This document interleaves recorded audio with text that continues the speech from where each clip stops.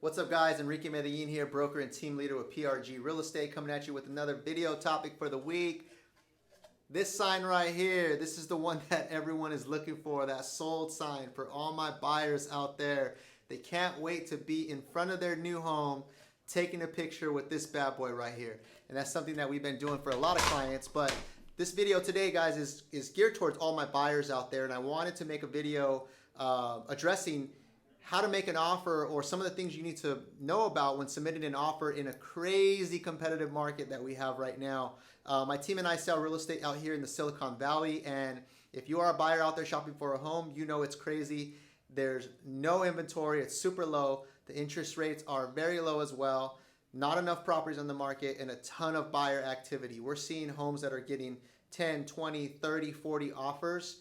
It's pretty crazy. So here's a couple things, guys, that I wanted to give you, a couple tips that you need to consider when you're making an offer in this crazy market. Number one, guys, is for a lot of sellers out there, there's two things that people are looking for.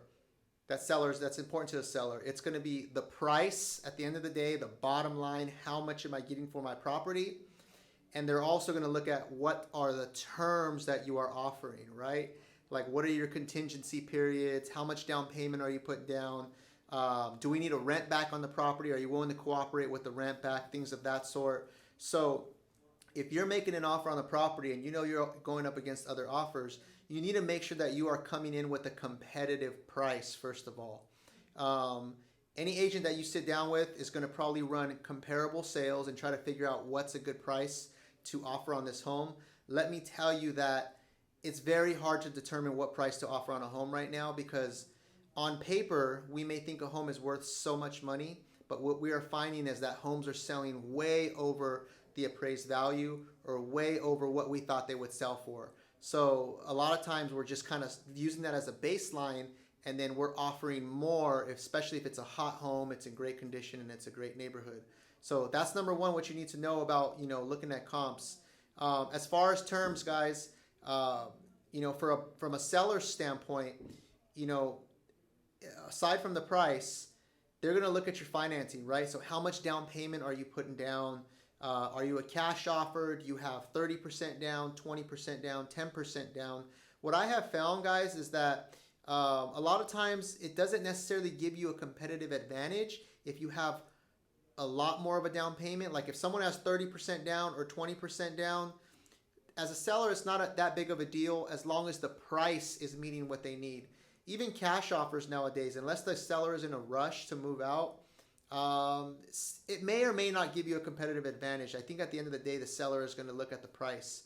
But from an agent standpoint, we are grading that offer based off how likely is it to close. Are we going to have any issues closing the deal? Is it going to be a smooth transaction? Is the buyer financially qualified if the home doesn't appraise? Do they have extra money? Those are all things that we're looking at. Another thing to consider, guys, is that a lot of listing agents that are representing the seller, what I'm finding is a lot of them do not counter offer. A lot of them, so if you're going in submitting an offer on a property thinking that the seller will counter offer you back, that's not happening a lot of times, guys. A lot of times they're just going with the cleanest, highest priced offer with the best terms to begin with. So you need to come in strong right away if you want your offer to be selected or even be in the running. Then we have something that's called the X factor. And this is the last thing I'm going to leave you with, guys. The X factor is assuming all those other things are equal and you have two offers that are the same price and the same terms. What the listing agent is going to look at, or what the seller might take in consideration, is who is the buyer that's buying their home. So I have found that writing a nice letter to the seller explaining who you are and what your plans are with the home and talking about your family, that's the X factor, right? The seller may fall in love with your story and may say, hey, you know what? Between these two buyers, I'd rather it go to this buyer because I can relate to them.